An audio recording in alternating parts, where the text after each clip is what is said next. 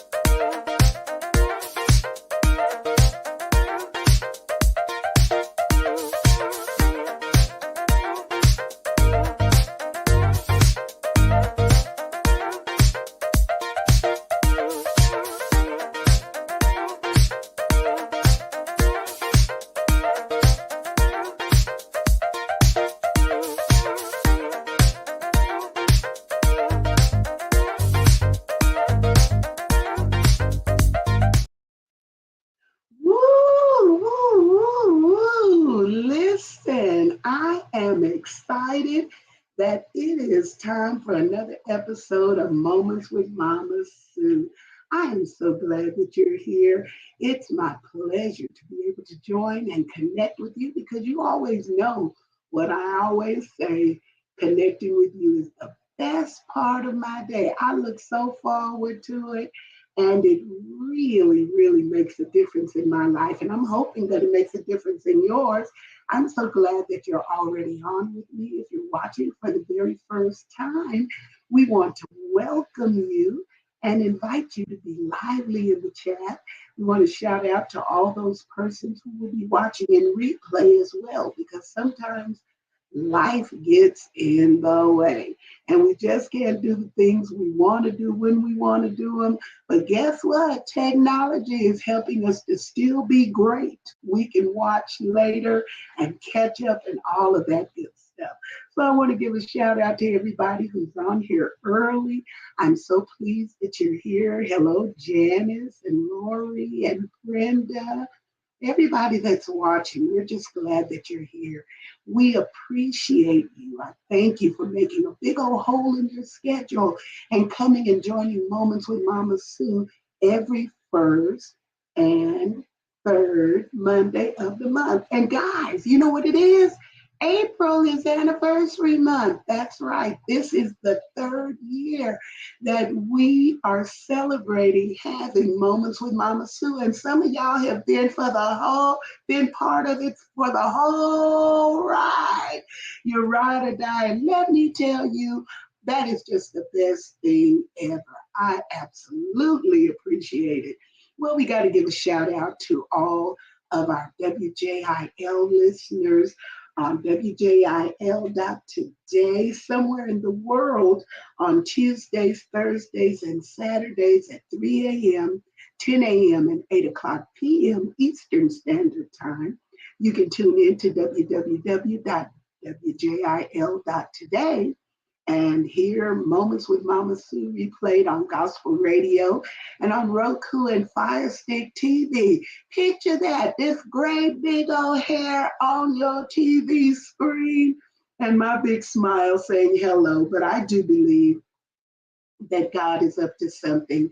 And I really, really love the fact that Pastor Patty Harris has given me this awesome opportunity to share with the WJIL listeners and watchers. That is a big deal to me. So shout out to you.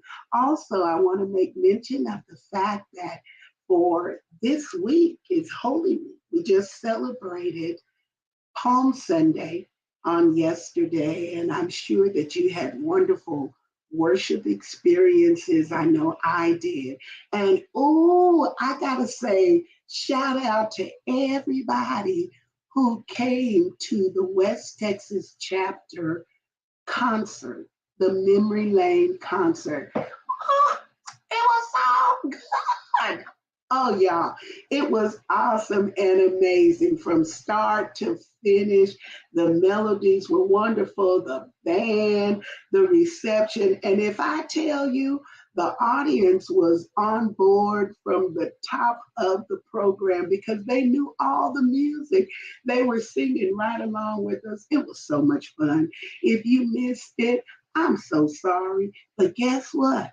It was so well received that we will probably do it again. So get ready.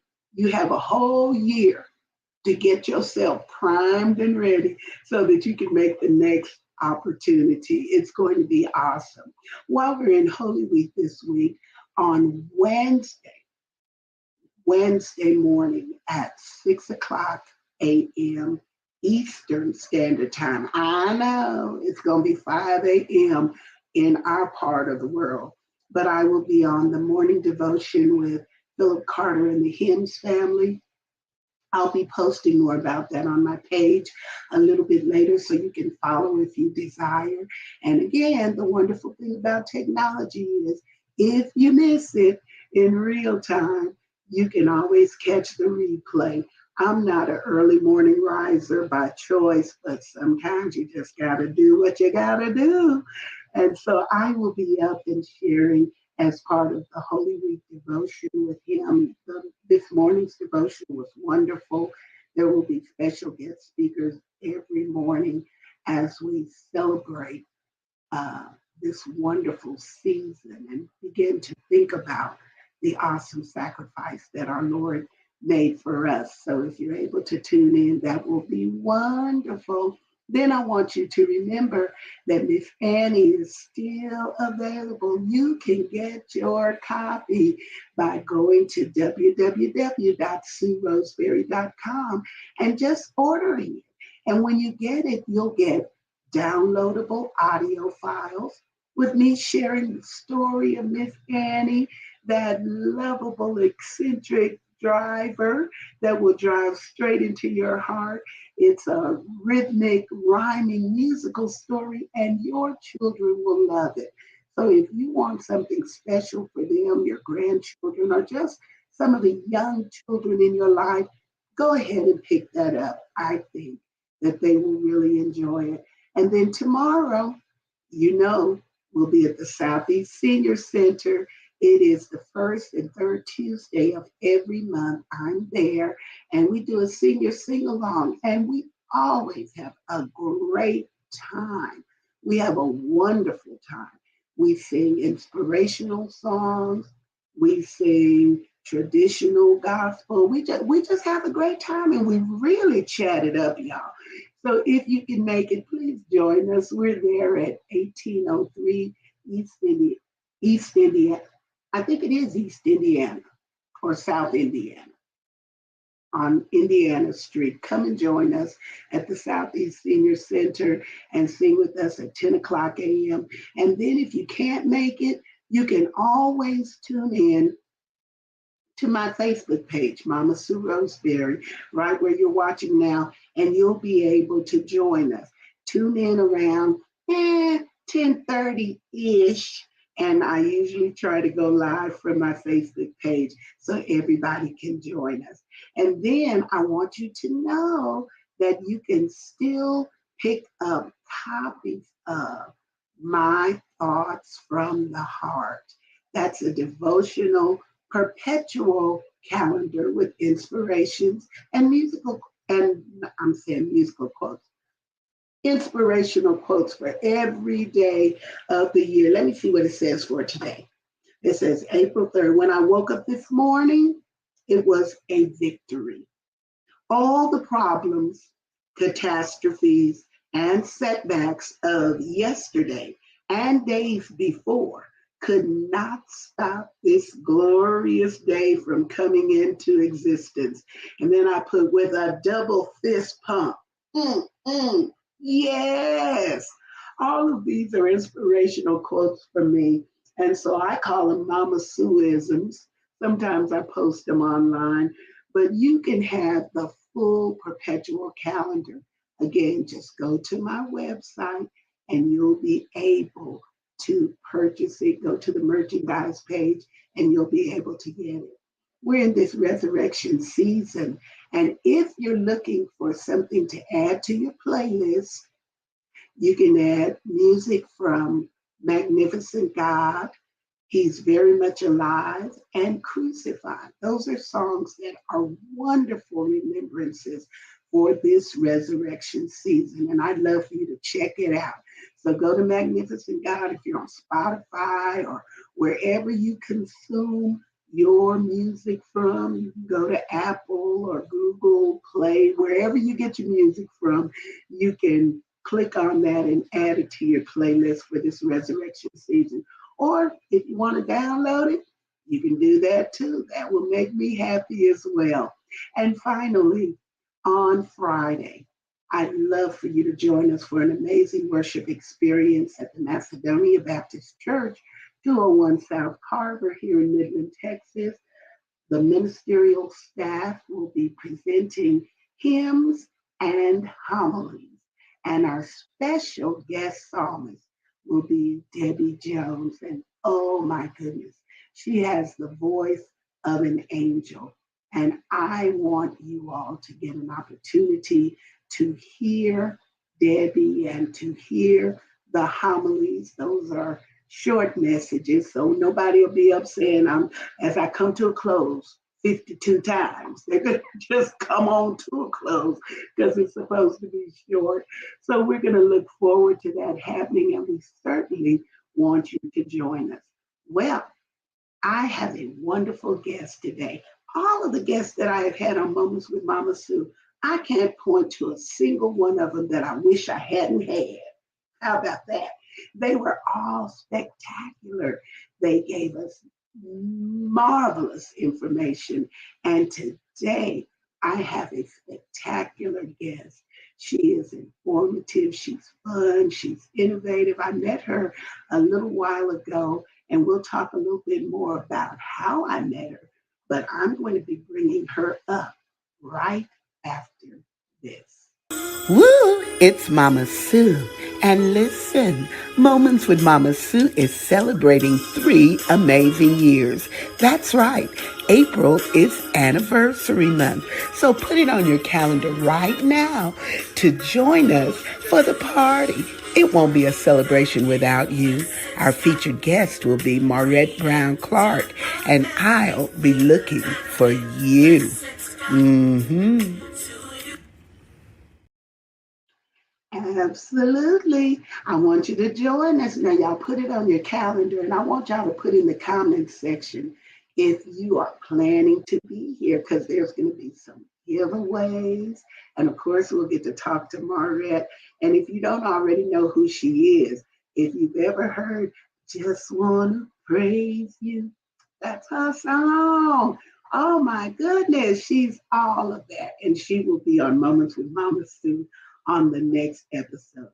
But for tonight, I am so glad that you are here and tuning in because I have a phenomenal guest. She happens to be the manager of programs and services for the West Texas chapter of the Alzheimer's Association. She is so uh, passionate about this disease, this illness that affects so many people. We don't know everything we want to know about it. But in the meantime, while we're still looking for a cure and while we're still trying to figure it out, thank God he gave us Janet Cross. Would you join me in welcoming her to Moments with Mama Sue? Hey, Janet. Hey, Sue. Wow. Okay. First off, My notebook is now filled with things that I want to attend and I want to go do. Just listening to your welcome. So, whew, I don't Woo, know how you draw a breath. woo, not too good, but sometimes, you just got to do what you got to do. And all of that goes with your territory as well. Janet, tell us how you come to even be in West Texas. What is your origin in this part of the world? Well, I was actually born in Oklahoma, and when I was 5, my parents decided that we were going to relocate to Midland, Texas. So off we came, and I've been here for the most part ever since. I've left 3 times. You tried to get away. I did. I moved to Lubbock. That lasted about 5 months. I got married and we moved to Alaska. I didn't fare well there. I left after 3 months and I insisted he join me back in the lower 48. So we moved to Oklahoma City, and after about a year, I said, we could do a lot better if you're going to be working in the oil field down in Midland, Texas. So back we migrated. My mother and my dad both lived here. Uh, this really has been home. They're both gone now, but my friends, and I've still got family here. I really like it in Texas. I've just kind of embraced that Texas lifestyle. I hope that I can claim to be a Texan by choice, if not by birth. I love Oklahoma, but I really embrace Texas. Well, since being here, you have certainly made your mark because you have landed in a position where I think you have to have a certain calling, I think, to be a part of this because I've just observed in our conversations and watching you do what you do, how much you really are passionate about the Alzheimer's ministry. I'm going to call it ministry because there is something special about dealing with people when they have lost their connection with life. And that's what you have been doing. But tell us about how long you've been associated with the Alzheimer's chapter. I've been with this chapter. I've been doing this work for almost 22 years now. And I'd like to tell you that it was a calling initially, that I was looking for a job, Sue. I was just looking for a job. And in my interview, they asked me if I had a connection to Alzheimer's, and I said no, that I didn't. But as I started to learn more about this, and in visiting with my mother, you know, she's the one that said that her grandmother, my great grandmother, this is what she had. And we really started to look at it, and I really have a lengthy family history with this disease. As I've learned more about it, not just the impact on my family, but on friends, on families, it has become a calling. And I am very passionate about what we do, the services that we provide, the impact that we're making within the community on people who are living with Alzheimer's or any of the dementias. It's not all about Alzheimer's, although it's the most prevalent kind, but there's about 50 or more different diseases that are under the dementia umbrella. Oh my gosh. Now that's news to me because I knew about dementia, I knew about Alzheimer's.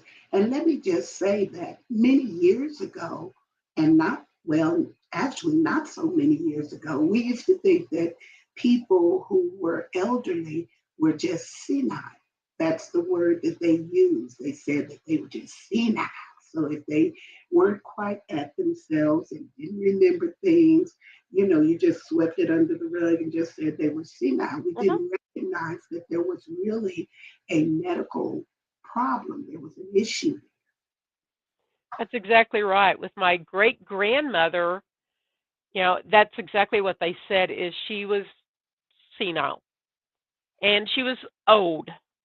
That was the other thing that they wanted. They were just old, which really kind of concerned me because I was hoping someday to be old, but I didn't want to be senile. Yeah. Yeah, And that my first encounter with her, I was probably 13 or 14 years old. She lived in northern Missouri, which is where that part of the family grew up. We had the family farm up there in northern Missouri.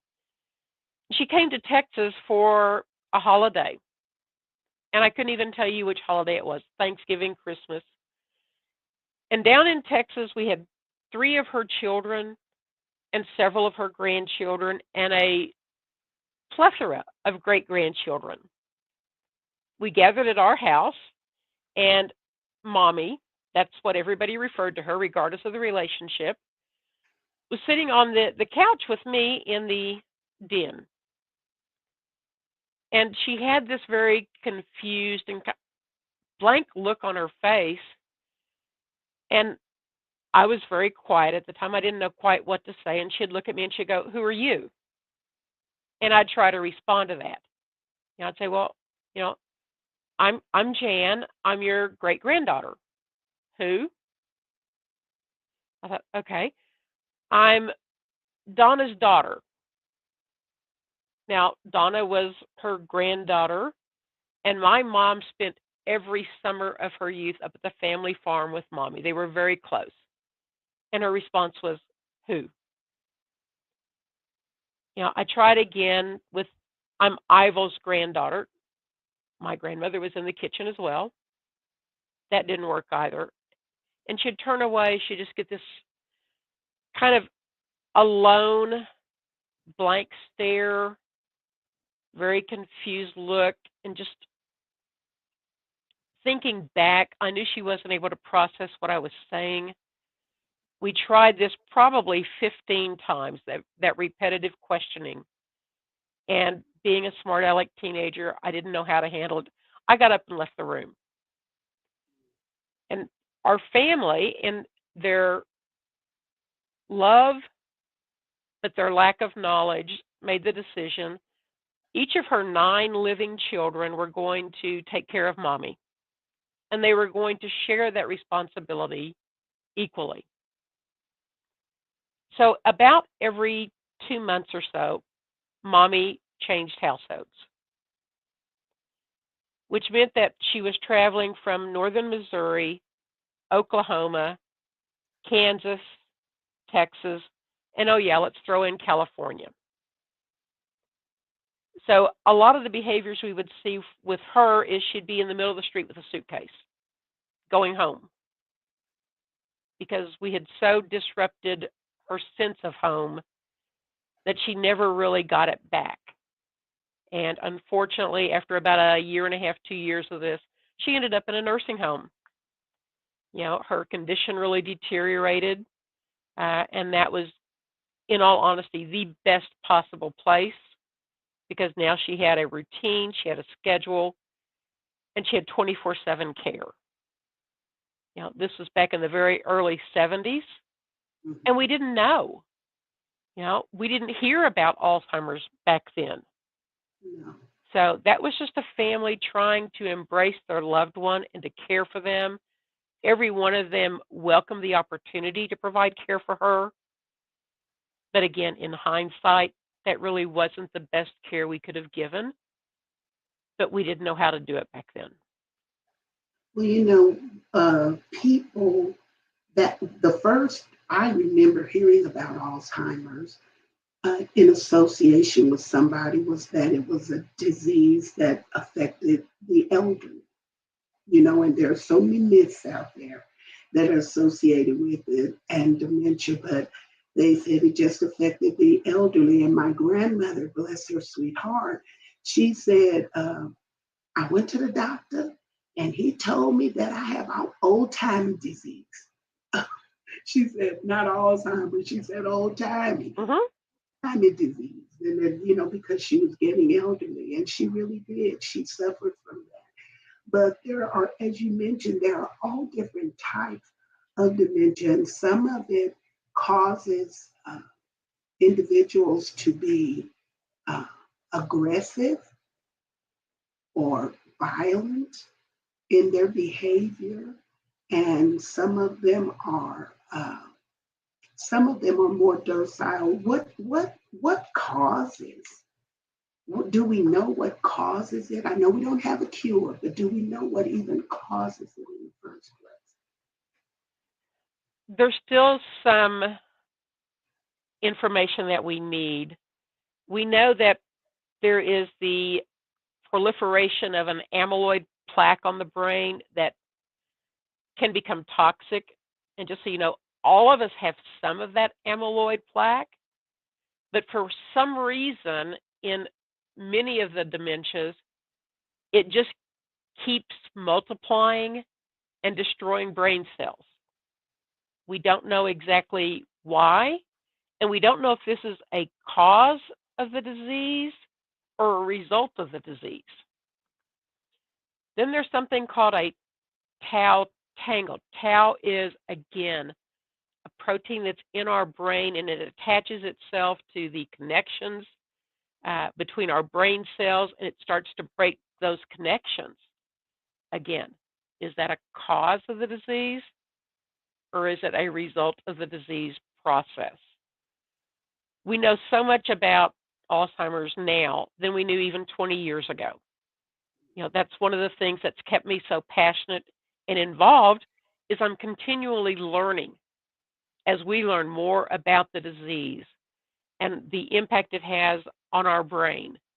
And our brain controls absolutely everything, not just our thought processes, not just our memories, but our physical capabilities, our ability to stand, to walk, to turn over, to swallow, to breathe. Now, all of that is controlled by our brain. So Alzheimer's has a pathway through the brain that we can really kind of predict. But what we can't predict is what is the impact on each part of the brain as it goes through. We know it starts in the hippocampus. That's where we typically see short-term memory, our ability to learn new things, which is why we say the first warning signs are memory loss.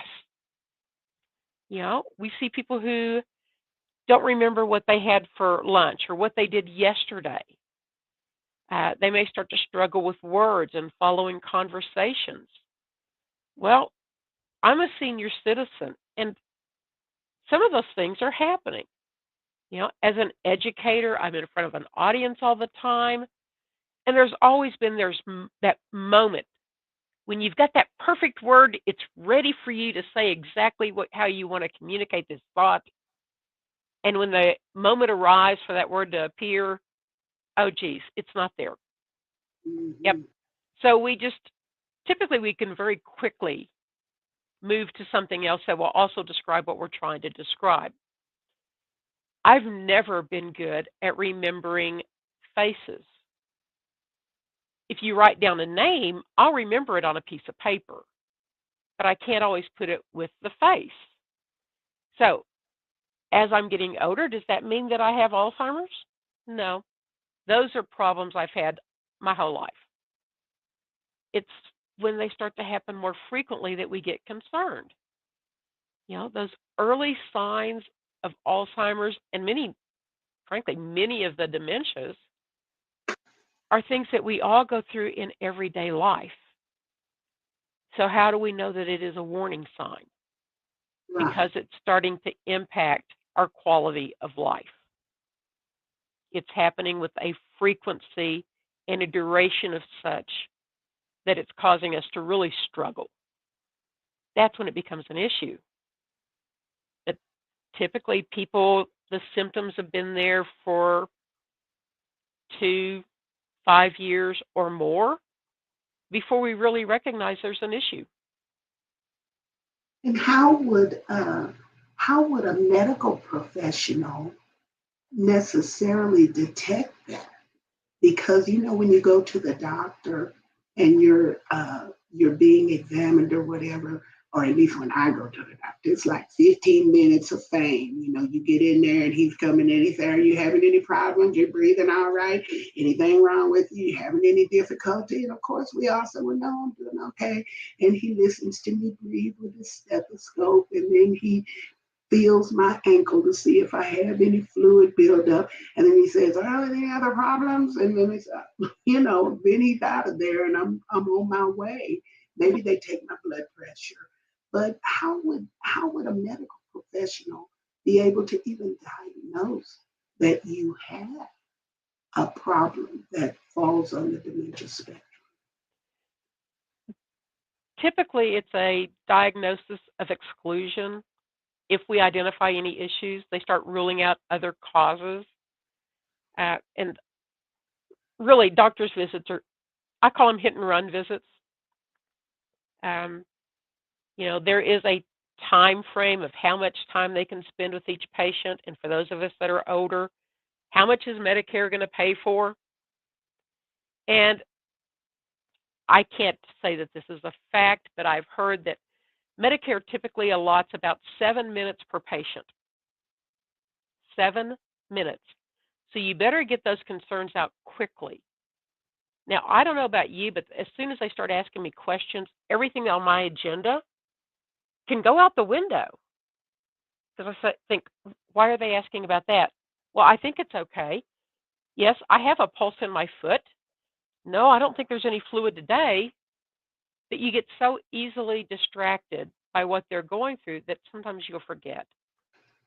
And the other part is we're really afraid. If I say too much, what are they going to think I have? How much do I want to disclose about, it really hurts in my lower back when I get out of bed every morning and oh my goodness, I'm really starting to struggle. Or am I getting more forgetful? Am I concerned enough about that to mention that to them? Because then what might they tell me? And do I want to hear that? Of So, course, we hear that. yeah, it's scary. How do they decide? How do they decide if we've got Alzheimer's or any of the dementias? One is we have to be our own best advocate. We really have to let them know what are our concerns.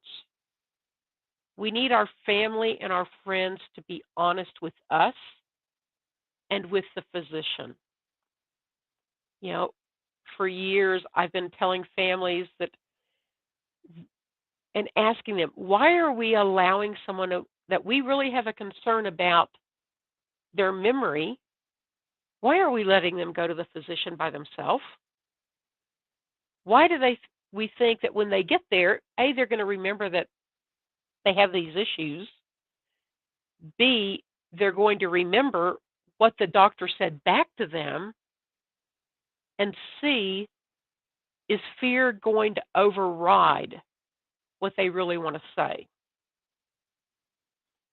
I remember accompanying my grandmother to one of her doctor's visits. And we get in there and we sit down, and the visit went very much as you just described it. How are you doing, Mrs. Williamson? Fine, she says. Anything going on I need to know about? No, I think everything's okay. They checked her blood pressure. They listened to her heart. They listened to her breathing. Anything else you want me to know? No, it's fine. We're out in the parking lot, and I'm like, grandmother, why didn't you tell them that you've got a lot of pain in your hip? Why didn't you tell them? And her response was, well, they're busy. And there were a lot of people in the waiting room that they needed to see, and I'm sure they needed to see the doctor a lot worse than I did. And I'm like, but that's why they're here. And if you don't tell them, and again, I was much younger at the time. I didn't really even know how to advocate for her because I was going to trust her to say what she needed to say. And again, in retrospect is wonderful, isn't it, Sue? Looking back, I wish I had known then what I know now. I would have advocated more for my loved one. I did learn more. And when my mother started down the path with vascular dementia, I knew more what to ask and what to look for. It's just, we're so afraid. You We know, are. we want the medical care, but we're really kind of afraid of what they're going to tell us we might be dealing with. And it's I guess part of it is the fact that we just don't know enough about it, and it is so frightening. So we're just kind of just out there trying to skirt around it. But denial and fear doesn't help.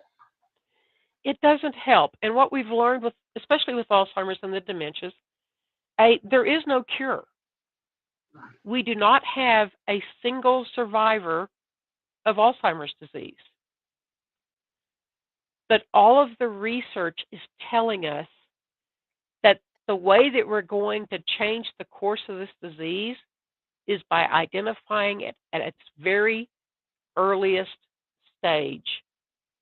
That's where what treatments are coming down the pipeline that are already in the pipeline for treatment, that's where they're going to have an impact. There are 2 drugs that have now been FDA approved. Medicare is still withholding its complete approval because they're not sure of it yet. But those drugs are showing promise if given at the very earliest stage. Either with mild cognitive impairment, which is a stage before Alzheimer's, or in the very earliest stages of Alzheimer's. Now I'm going to clear up something before I go any further with that. Not everybody with mild cognitive impairment gets Alzheimer's, but everybody with Alzheimer's had mild cognitive impairment. Okay, that's understandable.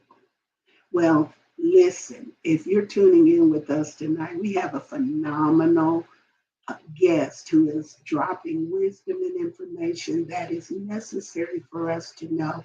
And right after this, we're going to be talking about the huge disparity that exists in the African American culture. Stay tuned.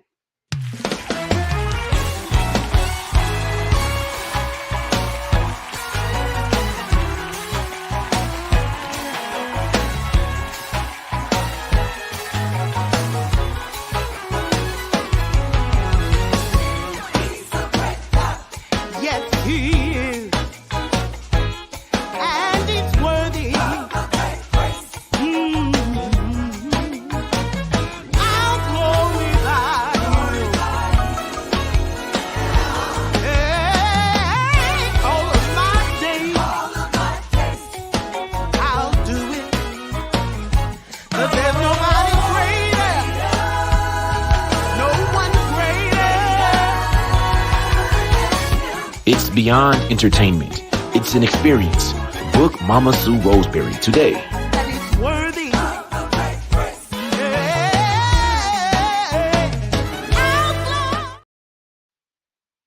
If you're just tuning in with us tonight, we want you to know that we're visiting about a topic that has affected, I would say, everybody that is listening. Because if you haven't been directly impacted by it, then somebody that you know has been.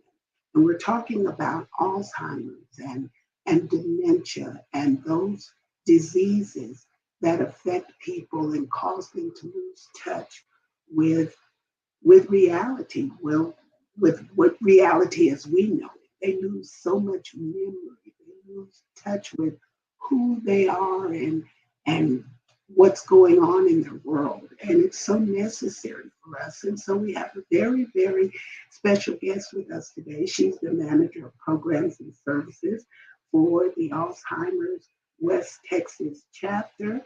And so we're very fortunate to have Janet with us tonight.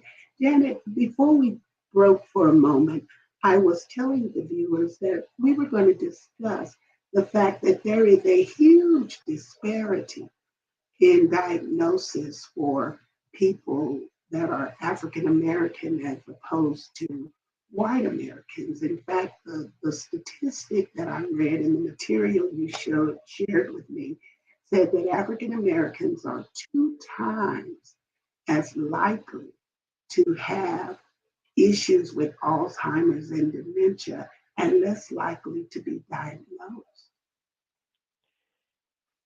That is a frightening statistic for me, is that we have that level of disparity in the year 2023. I'm not sure exactly all of the factors that come into play. You and I were visiting about this before you turned the cameras on. But for whatever reason, African Americans are more likely to develop Alzheimer's and dementia. We know there's basically 3 factors that drive your risk. The biggest is going to be probably lifestyle.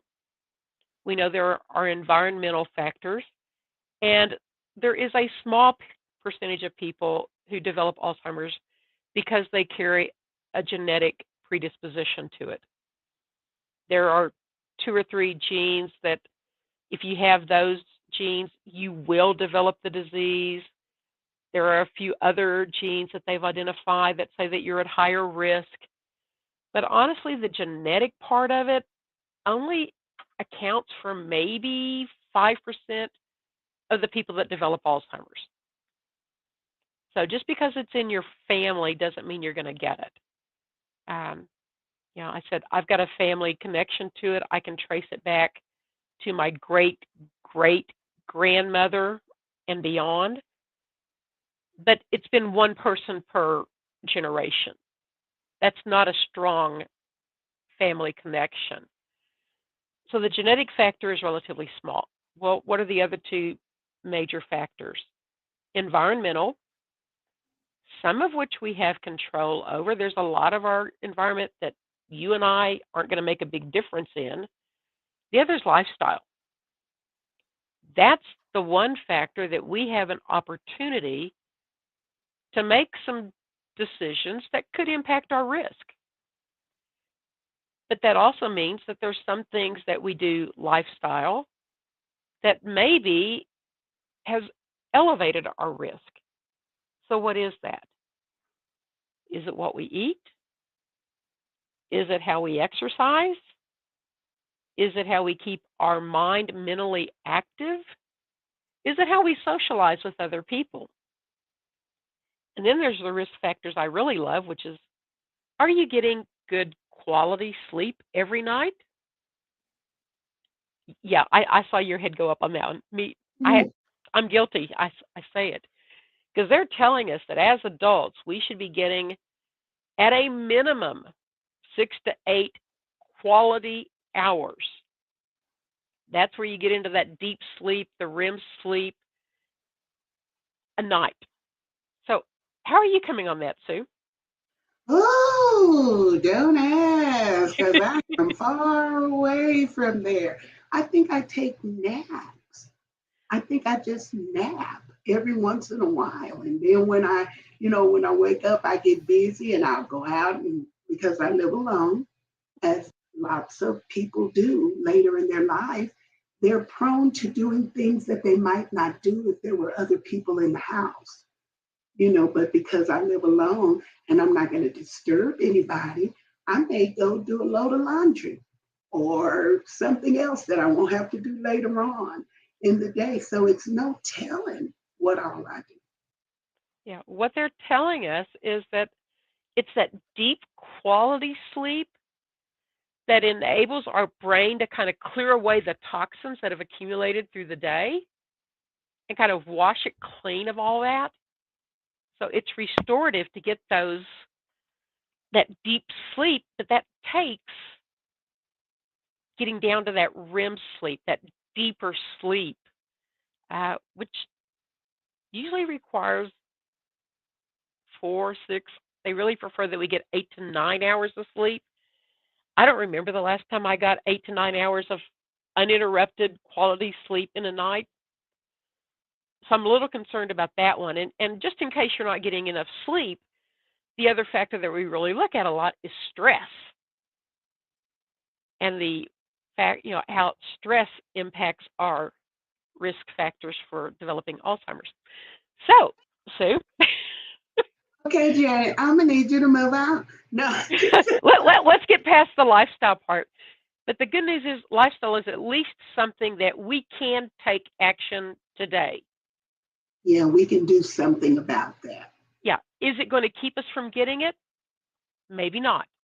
Might it give us another 2, 3, 4 years of at least minimal risk? I'll take it because Yeah, the science is moving so quickly now that every year we can give the scientists to find answers. We might get to a point where they really will have a truly effective treatment. And I'm all for giving them every year I can so that they can find that answer because I carry so many of the risk factors. You know, I've got the family connection. I am obese. I have diabetes. I do have high blood pressure. I do have high cholesterol. And I'm a senior citizen. And I'm a woman. So there's all my risk factors. But yeah, we came into this wanting to talk about the African Americans who, for some reason, are twice as likely as white Americans to get Alzheimer's. So the one thing that, again, we have control over has to be lifestyle. Is that it? I'm not sure. What I do know in all of the clinical trials that are going on trying to find answers to Alzheimer's, it has been difficult to get African Americans to participate in clinical trials. And we need that to help us understand the why even more. yeah. Yeah. And I will admit that there is a large amount of distrust because of misappropriations of the past, which we Hmm. can't do anything about. It happened, it was very, very real, but just trying to get beyond that to something that gives us a feeling that we can be safe with the science and the precautionary measures that are being taken. That's a big hurdle because when you mention things to people, they still go back and say, well, they use this for guinea pigs, or they just Hmm. trying it out on us.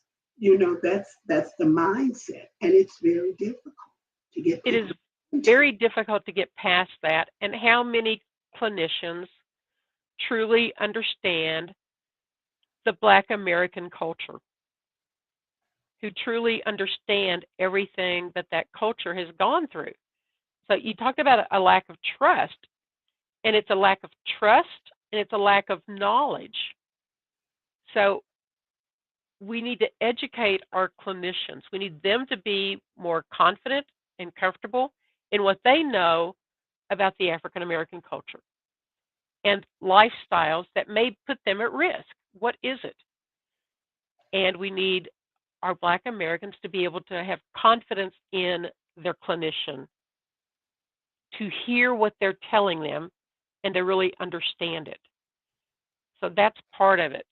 We know that for years there has been a bias in the medical community, especially when it comes to research. You know, I know I have certainly heard some of the history of that, and that is so scary that in this country that went on. You know, we keep saying we're so advanced, but there's still some parts that are lagging behind a little bit. And overcoming that medical research bias is going to take a while. Again, that trust has to be rebuilt. And once you lose trust, it really is hard to regain it. So I there's a think lot that, that needs to go there. yeah, and when you were talking about trusting the clinicians. I think it's like every other field or every other opportunity. The more that you see people in the field that look like you Hmm. and that mirror what you have going on, but Shakisha brought up a very important point. She said there are not many doctors in the neuro field that look like us. That's exactly true. That is exactly true. Uh, and that's an issue that I don't know how to get past it. We need more. I was very excited. I was at an event just a couple of weeks ago, and I actually met a doctor who specializes in geriatrics that's African American. And Sue, she's in Midland. Really? It's a woman, and she's in Midland. I was so excited. First off, there are very few geriatricians, and those Mhm. are doctors who understand and who specialize in treating the elderly. They understand how medications impact us because we now I've lost my word, but we don't process medications the same way that a younger person does. Right. So the dosages need to be adjusted for our age, and not every doctor knows how to do that. But this is it's an up and coming field. But how many doctors want to go into a field, specialize in a field where people are at the end of life? Doctors go into being a doctor because they want to cure people. They want to make them better. And as senior citizens, we're not going to get a lot better, and they're not going to be able to cure the aging process. That's true. What was So, the name of the doctor? I'm Do you sorry? remember? What was her name? Oh, I have her name. I've actually got her business card right here in front of me. And I don't know how to pronounce the last name. Her first name is Joyce. The last name is Alace, Alase. So Wow. just opening up her practice, just getting started. Her office is open. I think she's still doing her own billing. So that tells me she's got a little bit to go on getting all of her staff in place. Hmm. But I was so excited. We have a couple of geriatricians over in Odessa, but there aren't near enough for the elderly population. That's a barrier in and of itself. But then to find someone who specializes in geriatrics, but who also is African American, to understand it, that's huge. That is huge. Yeah. I want to traverse to something else about care providers for people that have Alzheimer's and dementia, because those people are unsung heroes many times because they're trying to work with people who sometimes can't remember their name. They don't remember how to get dressed, or lots of other issues going on with them. What kinds of support does the Alzheimer's chapter offer for caregivers of people that have dementia? Yeah. One is we have caregiver support groups. This is where, at least for here in Midland and the Permian Basin, we partner with the Area Agency on Aging. They do a fabulous job. They've got support groups in a lot of locations at different times and places. The other part of it is education. You know, I'm an educator by experience and by education, and I truly believe that the more we understand, the more we know about an issue, the better we're able to navigate it, and that is empowering. And that's really what we're all about, is empowering people as they go through this journey. And that was a beautiful segue. Thank you so much for that, because I've got a conference coming up on April 26th here in Midland at Midland College, and it's called Healthy Living. The Pathway Continues, the Pathway to Hope continues, but it's about providing information to caregivers. We target the family caregiver, but there's also benefit for the clinician who's navigating this journey as well. And that is one of the reasons why I wanted to be on this podcast, is to make sure that people knew that we're having this conference and we're giving a plethora of information. We've got Dr. Padmaja Patel, who's the medical director of the Lifestyle Medicine Center here in Midland, which is connected with our Midland Hospital. She's going to be talking about the impact that lifestyle has on dementia. We're going to be talking about communication skills. We're going to be talking about the benefit of moving, and I love the title that the presenters chose, and that is Dancing Through Dementia, which I love that. It's for the caregivers. It's also for people with dementia. We can move even when we're challenged mobility-wise. I have balance issues, so my exercise is either seated or holding on to something.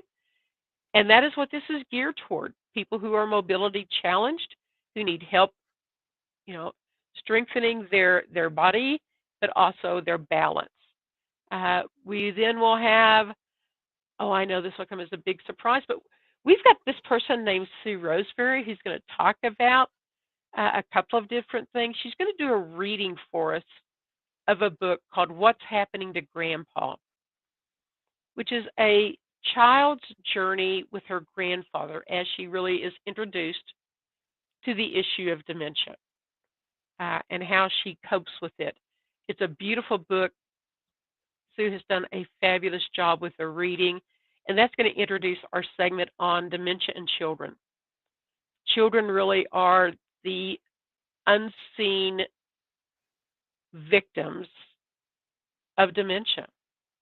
They often are caregivers for their grandparents while their parents are still at work. And I don't know about a lot of folks, but I, for one, was very close to all of my grandparents. I was fortunate. They lived in the same small town in Oklahoma. And every summer I spent in Oklahoma with both sets of my grandparents in the same community. So they were a huge part of my life. Then we've got a session that is targeting stress. And that presenter is a registered nurse, has been a registered nurse for over 50 years. In fact, she served in the Army during the Vietnam War as a nurse. And she's going to talk about stress and the impact it has on our bodies, on our mental health, our emotional health, and ways that we can reduce our stress. She's going to give us some really good techniques. Next speaker is going to be talking about using music as a pathway to memories. And we know that with this journey, going down whatever the form of dementia is, they lose a lot of their memories. But we know that those long-term memories, those memories of their childhood, their youth, their early adulthood, they're still there, and they can still reach into those.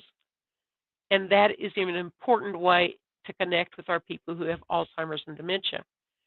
And the last segment we've got is, and again, I know you guys possibly know this person, Sue is coming back, and she's going to talk to us about how do you preserve the family legacy. That is, it's a way to reach people with Alzheimer's and dementia, but it's one of those pieces of the person that, as the caregiver, I know I wish I had done more to preserve the family legacy. We've lost a lot of the historians in our family. In fact, now my brother and I, we're of that older generation for our family. So now the younger generation are going to be looking to us to tell them about our family history, to tell them those family stories.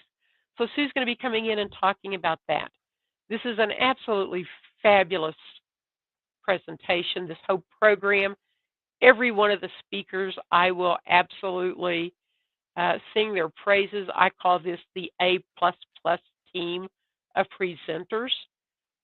So if you have the opportunity and you're in the Permian Basin area, I highly recommend this program, and I will guarantee with this group, not only are you going to learn a lot, but you're going to have a lot of fun. So, uh, thanks for Absolutely. the segue there. When that is, tell them when the conference is. It is April 26th. Registration starts at 8. Program starts at 8:30. It is jam-packed. It will close at 4:30. Yes, that means we're going through lunch. Lunch is being catered. It is not a refrigerated box sandwich. It's a warm meal. Uh, I can tell you, it's enchiladas. So, we're in West Texas. You got to have your Mexican food. We got to have enchiladas. But that is all provided. The conference is absolutely free. None of the services of the Alzheimer's Association does anyone have to pay for. Every one of our services is free of charge. We feel like people who are dealing with this issue have enough to deal with. They don't need to come in and pay for information, support, or quite frankly, a day of fun. It's at Midland College. It's in the Carrasco room. If you haven't already done so and you would like to attend, please reach out. I would say I can drop it in the chat. Sue told me how to do this. Well, And I'm going to put on the screen. There's Janet's email is at the top of this visual, Janet Cross at jcross@alz.org. And her phone number is there as well for you to be able to reach out about how to get involved for this amazing conference that's coming up. Because I do believe that knowledge is power, and that the more we know, we will be able to assist. And not only that, but to network with other people to find out about things that you may not understand or know about. And then, of course, the 24/7 helpline is shown there for those of you who are in crisis or have questions at any time. If you reach out to them, they will be able to respond to you and also to reconnoiter back to the West Texas chapter with information about your needs. So that's jcross@alc.org or 432-294-7179. And you can always refer back to this replay, or I will be posting this information on my site as well so that you all will be able to get that information about the conference. I'm very honored to have a part in this. And I think it's important for us to share this information with as many people as we can. absolutely, we encourage everybody, please attend if at all possible. Uh, you know, Sue's given you my contact information, and very graciously, if you've forgotten or you didn't get it written down while we were going through that, if you'll reach out to Sue, she will pass it along so we can get you what you need in order to register and attend this. I will say space is somewhat limited. The capacity of the room is like 130 people. Right now, we've got plenty of room, so register now so you can get your spot reserved. The other thing, we're going to try really hard to record this particular conference. We've got one of our committee members is dedicated to doing that. I hesitate to offer it up right now because I haven't seen what the end product is going to be. There are so many speakers. There's other, always issues with sound, etc. If we can get it recorded, we will let you guys know. And then again, the recording will be offered free of charge. That is amazing. That is amazing. Janet, thank you so much for being with me today and sharing this important and necessary information. I hope that everybody who has tuned in is aware that there is help and there is hope. So if you are dealing with someone that is exhibiting problems with their memory or showing any of the other symptoms of perhaps developing some associated issue with any of those disorders that fall on the dementia spectrum, reach out because there is hope for you and there is help for you. And we will try to connect you with persons who may be able to assist you in some way. one thing that I think you'll be able to find out more about at the conference as well are some practical uh, things that you can do if you're the caregiver and you're still uh, caring for these individuals at home, in your home environment, some things that you may discover from the support groups that will really be invaluable. So I want to encourage you all to participate and attend that. And last word, Janet, thank you again so much for being here. Is there any last shout out you want to give to everyone about Alzheimer's?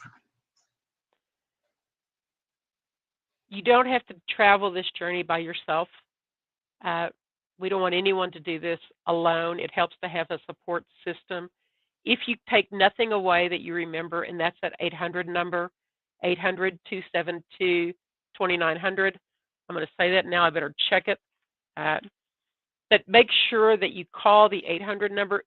Wherever you're calling from, if you need local resources, they're going to go by your zip code. They will connect you to the local chapter, the one that's closest to you. And I just encourage everyone, learn what you can, support the people who have this disease, who are dealing with this disease. Take care of yourselves. And I so appreciate being able to be on here. As you can tell, I could probably talk about this for a few more days, but Sue's told me that we really only have about an hour or so, and I really appreciate the time. You guys have been great. Thank you so much. Well, we appreciate you, Janet. Hang out with me in the studio as I close, so we'll be able to wrap as soon as I'm done. But hang out with me. And everybody, thank you so much for tuning in for Moments with Mama Sue.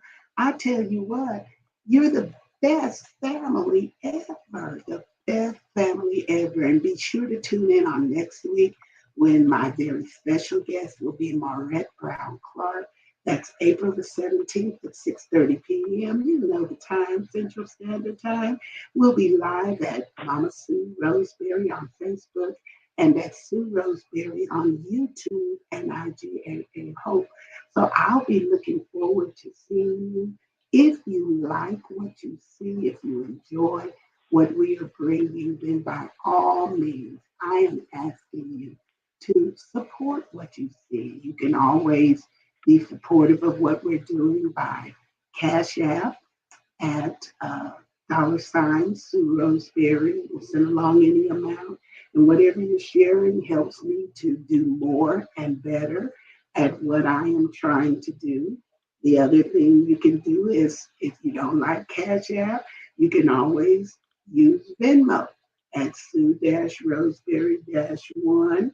And if neither one of those give you a warm fuzzy, you can always do good old snail mail at P.O. Box 51422, Midland, Texas 79710. 10.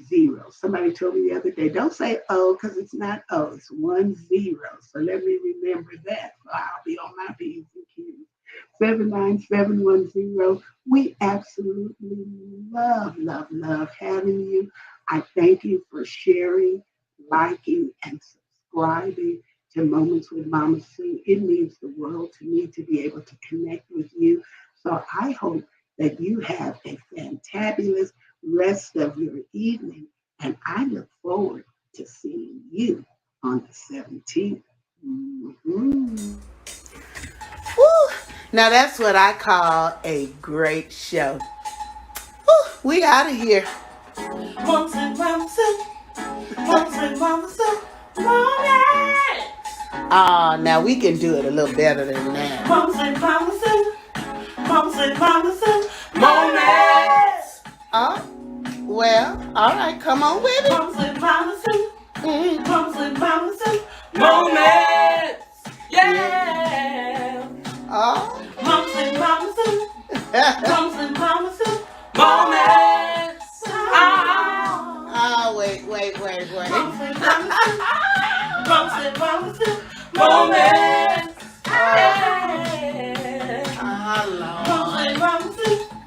Mums and Mama Sue. Never know what to expect. Hey! Mums and Mama Sue. Mums and Mama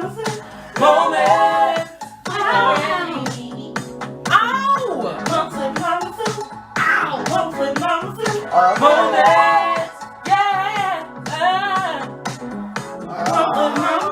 Can't you?